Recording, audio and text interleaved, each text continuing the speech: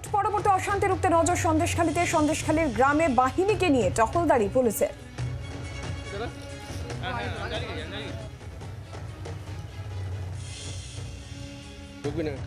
রাজ্যে ভোট পরবর্তী হিংসা রুখতে নির্বাচন কমিশনের তরফ থেকে সিদ্ধান্ত নেওয়া হয়েছে 19শে জুন পর্যন্ত এই রাজ্যে 400 কোম্পানি কেন্দ্রীয় বাহিনী থাকবে।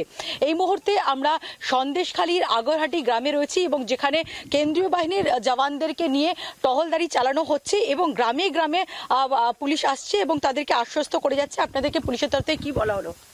না, আমাদের কোনো অসুবিধা নেই, আমরা পাশে থাকবো, এটাই বলছি। একেবারে পুলিশের তরফ থেকে তাদেরকে যেটা আশ্বস্ত করা হচ্ছে গ্রামবাসীদেরকে যে কোনো ভয় নেই, তারা আছে এবং যে কোনো সমস্যায় পুলিশ তাদের পাশে আছে, এই বিষয়ে তাদেরকে বার্তা দেওয়া হচ্ছে।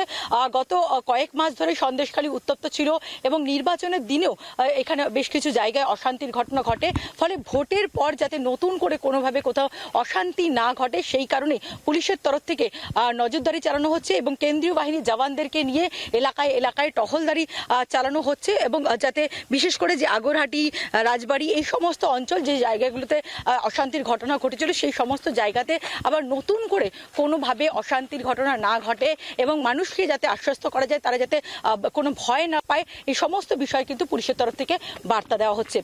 ক্যামেরা পার্সন অরিন্দমের সঙ্গে পিয়ালি মিত্র, জি 24 ঘন্টা, সন্দেশখালী।